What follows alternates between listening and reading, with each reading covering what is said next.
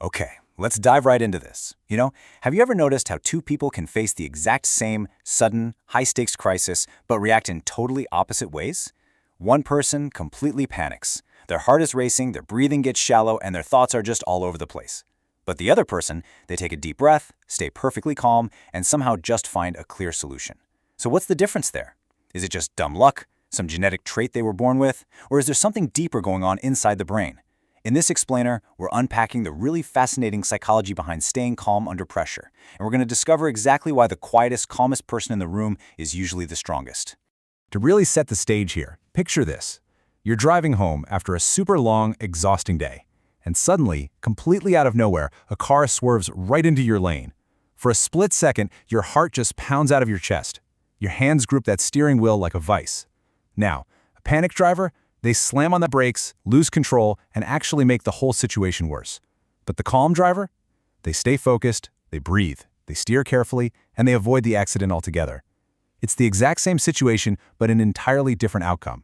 And why is that? It's not because the calm driver has some kind of superhuman courage. It's actually all about how their brain has been trained to respond. Because remaining calm, that is a highly trained skill, not just a personality trait. Section 1. The brain under pressure. Understanding your biological default. Let's move to and see how this builds into the biological mechanisms that actually remove a lot of the shame around our natural panic responses. Right, so deep inside your brain is this little thing called the amygdala. You can think of it as your body's ultimate, hypersensitive internal alarm system. And here's the kicker, it completely bypasses your logical brain. When it senses danger, it does not wait for rational permission. It just hijacks your nervous system and preps you to fight, run away, or freeze. It instantly floods your body with stress hormones to get you ready for immediate physical action. So if you've ever felt that massive, overwhelming physical wave of panic, that's just your amygdala doing exactly what it evolved to do. It completely validates why your body reacts the way it does to pressure. But here's where things get a little messy for us today. Thousands of years ago, this biological response was great. It kept human beings alive. It helped our ancestors outrun saber-toothed tigers and survive brutal environments. But today, and this brilliantly illustrates the evolutionary mismatch we're dealing with, your brain often reacts the exact same way to things that aren't physically dangerous at all. The alarm goes off, and boom, you're flooded with survival hormones. Your brain is literally responding to a passive-aggressive, per-my-last email from your boss, or maybe a job interview, with the exact same chemical cocktail it used to fight off a wild animal. Moving on to Section 2. The power of the pause, where emotional intelligence begins. Seriously, have you ever sent a fiery, aggressive text message and then, like 5 minutes later, profoundly regretted it? Yeah, we've all been there. And it happens because human emotions move so much faster than human logic. The second something stressful happens, the default setting for most of us is just to react immediately. But emotionally intelligent, calm people do something totally different. This is a profound concept in psychology that says between stimulus and response, there is a choice. I want you to really think about that for a second.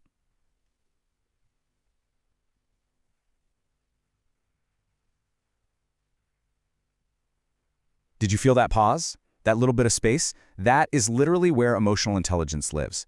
By just creating a few seconds of space, a pregnant pause, between what happens to you and how you react, you're giving the logical thinking part of your brain the crucial time it desperately needs to catch up with the fast-moving emotional part. Section 3. Focusing on your control. Navigating the storm. Look, when you're caught in a massive storm, you obviously can't stop the rain from falling or the wind from blowing, but you absolutely control where you take shelter. High-pressure situations work exactly the same way. Unfortunately, a lot of people waste tons of energy worrying about the rain and the wind, the stuff they literally cannot change. What if I fail? Or what if people judge me? Those questions just create a spiral of anxiety without solving a single problem. Calm people, on the other hand, operate with what's called an internal locus of control. It's this core psychological belief that your actions matter way more than your circumstances. So instead of wasting time on the uncontrollable, they ask, okay, what can I do right now? Or what is my next actionable step? And that instantly flips you from being a victim of the storm into an active problem solver. And to be a truly effective problem solver, you kind of have to realize something about your own mind. Your brain produces thousands of thoughts every single day, but not every thought is true. Imagine you're walking through a dark forest. You see a shadow, and your brain immediately screams, "Someone's there!" But a second later, you realize it's just a tree. You mistook a shadow for a lethal threat. Well, the exact same thing happens in our careers and personal lives. You make one mistake and boom, the knee-jerk thought is, my career is completely over. But emotionally strong people, they don't automatically buy into those fearful thoughts. They ask a clarifying question. Is this a fact, or is this just fear talking? They actively question their own shadows.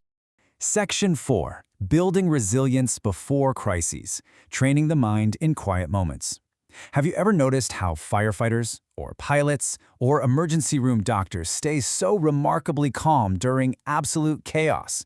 It's because they prepare and train their minds long before the actual crisis hits. Now, what's really interesting about this mental training is that it heavily involves letting go of totally unrealistic expectations. Think about it. One of the biggest root causes of modern panic is the belief that our plan should be executed flawlessly. We assume flights will never be delayed, businesses won't fail, or relationships won't have friction. But calm people simply do not expect a perfect life. They anticipate challenges. By just accepting that uncertainty and friction are normal parts of being human, they strip away a massive layer of unnecessary suffering and shock when things inevitably do go sideways.